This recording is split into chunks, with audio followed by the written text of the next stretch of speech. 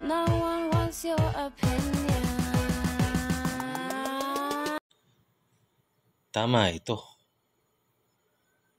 Talagang maiinggit yung mga loyalista dahil wala silang masabing magandang ginagawa ng utang ina. Alam nyo kasi mga kapatid, like ako, supporter ako ni Pangulong Duterte. Nakita ko na very, very important yung mga reforms sa lipunan na ginawa ni Pangulong Rodrigo Roa Duterte. That is why nung merong isang taong nagsabi-sabi na sige nga, itutuloy ko. Ang dami namang clips, itutuloy niya raw, pati war on drugs, itutuloy niya raw. Sinungaling na hayop yung... Siyempre yun yung isinuportahan namin. Plus, kasama niya si VP Inday Sara. Kasi nga, bakit namin sinuportahang mga pro-Duterte? Si Bongbong noon. Kasi very important na maituloy yung mga reforms na sinimulan ni Duterte. Baka sakali yung magagandang plano ng tatay niya, magawa niya. Baka sakali yung pagkakamali, sabi nga ni Atty. Ferdinand Topacio, baka sakali yung pagkakamali ng tatay niya hindi niya nagawin. Alam ko mahina yung kukuti niya eh. Ang hirap-hirap niyang ipagtanggol noon siya noong election. Kanya lang, umaasa akong magpapasiklab siya sa bayan na gawin yung tama. Alam ko duwag siya eh. Mukha pa lang duwag na eh. Kaya lang, baka sakali magmatapang siya para sa bayan. Sa tulong ng mga Duterte. Kaya lang, nung napansin ko, at pinag-aalis niya yung mga tao ni Duterte. Wala nang 8888. Disappointing na kagad. Hindi naman ako kumikibo sa putang inang politika na yan sa nagdaang panahon. Kumikita ako sa YouTube sa mga pagpapatawang corny at cringe. Kaya lang bilang isang supporter kay Duterte na sumuporta kay Marcos, tinumba pa ng pinklawan yung account ko. Tapos, bandang huli para rin siyang pinklawan. Putang ina naman, di ba? It's very disappointing. At saka, masakit sa akin na tinablan niya yung mga Duterte. Kasi, nagpakita siya na wala siyang word of honor. Talagang wala siyang kwenta. Kasi walang ginawang masama sa kanya mga Duterte. Pero gusto nilang sirain. Tama si Tatay Diggs. Weak leader. Kitang-kita. Anong gagawin natin? Putang ina, gumaganon. Kaya lang, hindi mo naman tayo masising 31 million. Sinong iboboto mo? Pinklawan o siya? Wala namang ibang choice. Yung ibang choice, wala. Sino iboboto mo?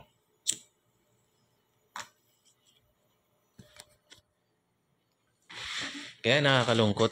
Sana ulitin ng bayan lagi na bayan yung magsulong ng tao. Parang yung nangyari kay Pangulong Duterte.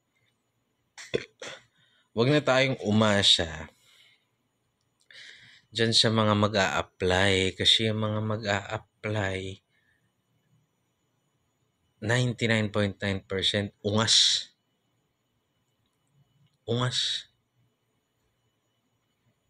Yung iiwanan nila yung taong bayan na no choice. Kaya ako nagsasali-salita, baka sakali, yung bayan ay despite of our busy lives, maging aware na, magsulong tayo ng tao. Sulong natin si Duterte, sulong natin si Sara, sulong natin, suportahan natin yung mga minumungkahi nila. Kasi sila yung nakakaalam ng tama sa ngayon eh. Bakit ko nasabi yan? Sila lang ang nag-prove. Tignan nyo naman yung mga nakapalibot kay Duterte ng mga legal counsel. Talagang magagaling na sa batas. Hindi pa binabalahura ang batas. Hindi ba? Si Harry Roque, human rights lawyer yan. Against yan kay Pangulong Duterte. Pero nung nakita niya, inaya siya na maglingkod. Halika, maglingkod ka sa akin. Daldal ka ng daldal. Halika, maglingkod ka. Nung nakita niyang tama yung ginagawa, sinuportahan niya. Tingnan niyo hanggang ngayon. Pati kabaklaan niya, di umanong kabaklaan niya, iniintriga, lahat na lang, kung ano-ano, kinontempt pa siya. Pero Duterte pa rin siya kasi nakita niya, puta. Matalino naman akong tao, parang ito lang yung tama. Si Lenny noon, binigyan ng pagkakataon ni Duterte, halika maging drug czar ka. Pero anong ginawa? Imbis na tumulong, nag-ipon ng mga di umanong datos, wala namang kadatos-datos, para butasan yung administrasyon. Paano? Doon mo makikita yung karakter ng tao eh. Pag gumagawa na ng tama, kahit ayaw mo pa yung tao, suportahan mo. Ako, may mga kapitbahay akong tabas pala ng pagmumukha, ayoko na eh. Pero pag tama yung ginagawa nila, sinusuportahan ko. Sige po. Magganto tayo, sige po. Kasi tama eh.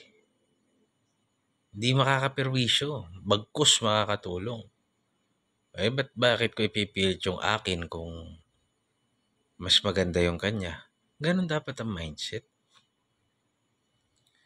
Ito si Duterte, mag-research kayo. Ang dami-daming mga proyektong magaganda na nung panahon ni Pinoy na nakita niya yung kagandahan, tinuloy niya, pinondohan. May mga proyektong natapos sa panahon nitong administrasyon na to, ribbon cutting sila. Ribbon cutting. Putang ina, di ba? Kaya, yung mga loyalista, mabalik ako sa topic. 10 minutes na natin para 10 minutes pag nilagay ko sa YouTube. Para kumita naman ako at pinatumba-tumba mga piklawan ng mga putang inang yan eh. Yung mga loyalista, nananatili silang loyal because nakita nila yung utak, figure of speech yan. Nakita nila yung utak nung matandang Marcos. May magagandang vision yung matandang Marcos. Putang ina, kahit Nutriban, walang pinamahaging Nutriban tong hayop na to eh. Masustansyang pagkain na hindi naman kamahalan na mamahagi man lang sa mga bata. Ni Nutriban, hindi niya nagawa eh. Putang ina naman. Kahit man lang Nutriban nung tatay mo, ginawa mo sana.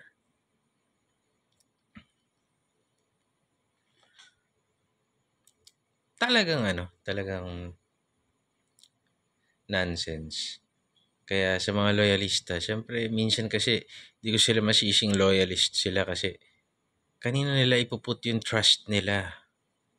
But sadly, hindi na sustain ng sumunod na henerasyon bagkus pinalala yung apelidong yan.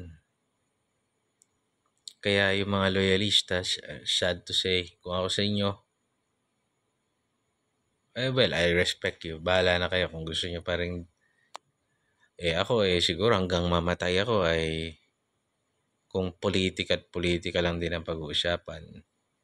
Tangina, Duterte na ako.